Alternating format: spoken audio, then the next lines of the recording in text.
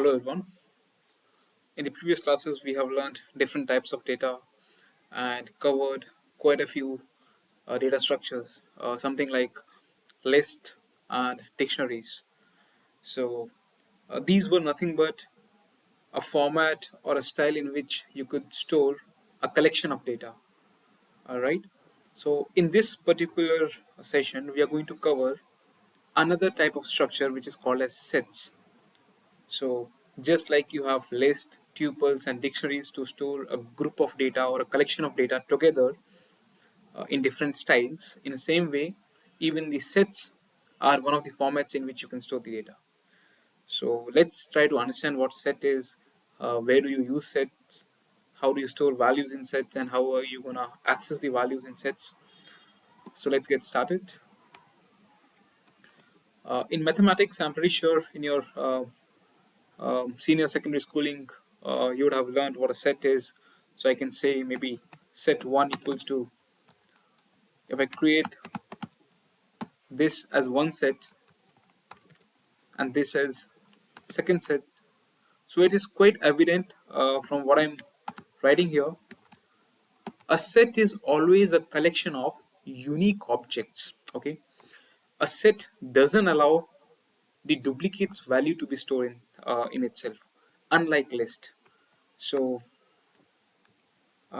if I create a list here, so something like my favorite numbers, if this is my list, I can store 2 3 4 comma 4 comma 4 5 8 comma 8 comma 9 comma 10. You can see here, although it is a collection of data which I'm storing in a list, although there are different values, but there are duplicacies. You can see here that 4 is stored multiple number of times, 10 is stored multiple number of times. In same way, even the 8 is stored multiple number of times. This being list,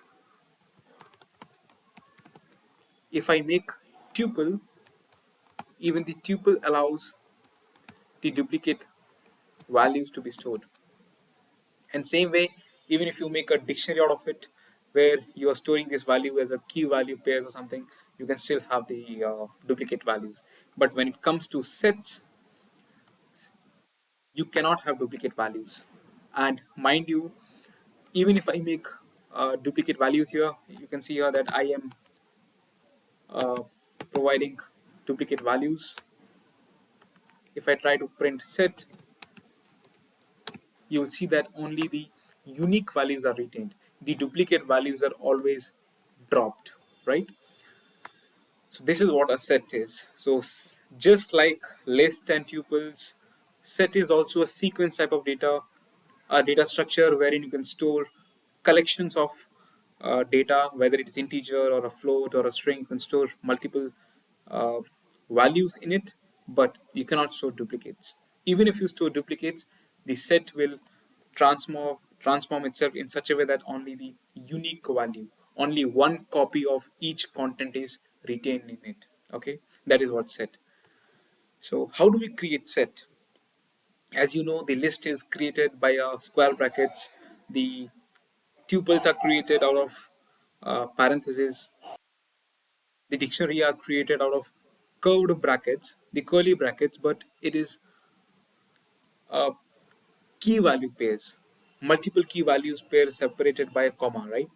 In a same way, the set, if you have to create set are created by curved brackets or curly brackets. You can also call it flower brackets, and different values are stored in it, separated by comma, just like list and tuples. However, remind you, even the dictionary uses flower brackets, even the sets uses flower brackets, but in set we do not store the content in a key value pair. Rather, we store in a uh, sequence manner, all separated by comma, right? So this is set. Remember, since set has the tendency to drop duplicate items, so if I try to print this set here, you will observe that a set doesn't have the underlying positions, just like you have underlying positions for list and tuples, wherein You can access individual element with respect to its position, whether you want to access the first position or the second position, or if you want to come from the reverse direction, -1, -2 positions you want to use. You cannot do that in set. If you want to see here, you can see that if I print set2, you'll get the content, but if I try to print the 0th element, you will not be able to get it because it is not subscriptable. Okay, why so? Because they're not, they don't have positions. Okay, they are jumbled up, they're random. The whole intention of having a set is just to store unique values, to maintain one copy of each data. That is all. So if you want to maintain a database wherein you're only concerned with maintaining the unique copy of each data, then you can have it here in the set. Okay.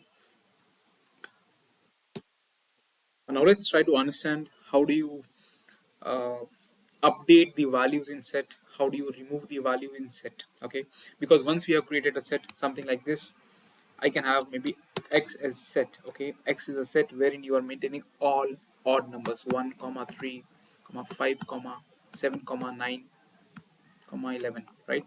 And then I have another set called as y equal to, let's create this set as a set of even numbers, 2 comma 4 comma 6 comma 8 comma 10 comma 12, right? Now if I want to add something in x, so if I try to print x here at the moment, you will get the same data as it is. Okay, however, if I want to add something in x, I can write x dot add. Okay, this is something I can do. So I can write add 13, right? Now if I run this, you can see that 13 has been added. In the same way, if I have to add another value in a set, maybe 15, I can add 15 also. So remember, I am writing that variable name which is pointing towards a storage location, and then on this data I am operating a function called as add. Remember, these are very specific functions, or these are very specific methods which are provided to individual data type. List has its own, something like append, extend, insert, remove, pop, etc. Your string has its own, so something like replace, strip, split, uh, and your dictionary has its own, and even your sets has its own. So add is one of these sets own methods. Okay, so if I run this, you will see that 13 and 15 one after the other has been updated here. Got it?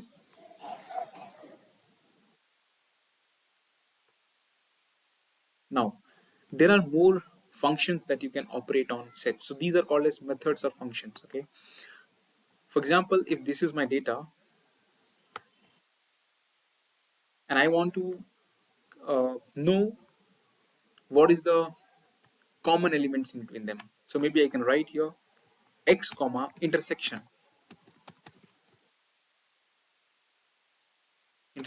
y. So this is going to give me all the common elements between the set x and set y. If I try to print this out, you will see that it is empty set. But if I make any common element, something like 2 comma 4 comma 2 comma 4 comma 6, you shall see that 2 comma 4 comma 6 has been given. Got it? And if I write union, what happens is the combination of both. A set will be provided to you wherein all the elements of this and all the elements of this shall be provided to you. You have gotten a union here, right? It is as good as the normal sets that we have learned in the mathematics in our high school. So if I show you sets operations in maths, all that you see here is what the set is all about. So you have a collection of uh, let me show you up here. Yep, maybe we can go to this particular image and try to zoom in here. Yeah, so as you can see here that this is one collection of content, this is another collection of content, and if you want a union, then you get one sample of each collection from both the data sets. If you are looking for an intersection, you get only the common elements. If you are looking for difference, then you get only that particular one. So We have seen union. We have seen intersection. I think there's a spelling mistake here. Yep. Yeah. So you get the intersection. But if you want a difference also, what it means is x difference y. That means what is there in x which is not there in y. Okay. So this operation difference. This is what you get. If I run this one, you get 1, 3, 5, 7, 9, 11. This is something very specific to x, which is not in y. In the same way, if you want it other way around, you can make it y difference x. What this does is it is going to give you those values in a form of a set which are there in y but not in x. Something like this, right? I hope that's clear to you. Okay. Now, the next thing is, although this is set, you can also get certain value like if you want to calculate the length of what is the length of set, just like you can calculate the length of your list, just like you can calculate the length of your tuples, you can also calculate the length of your set. I will use the length function here. Within the length function, I will pass my set, and it says 9. So there are 9 values. There are 9 values. So what we just learned is, of course, it's a very small topic. Set is as good as list or tuples. It's a collection of contents, collection of values, data. The data could be the integers like this, or the data could also be uh,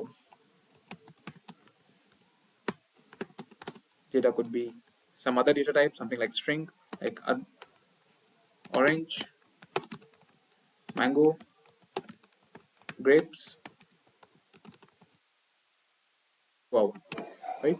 And it could also be a collection of mixed type, something like Aditya 25 1132. Okay, so this is all about set. So set could be mixed, it could be one type or it could be another type. But why do we have sets? One major difference that differentiates sets from the other type of data structure, it is that it stores only unique values.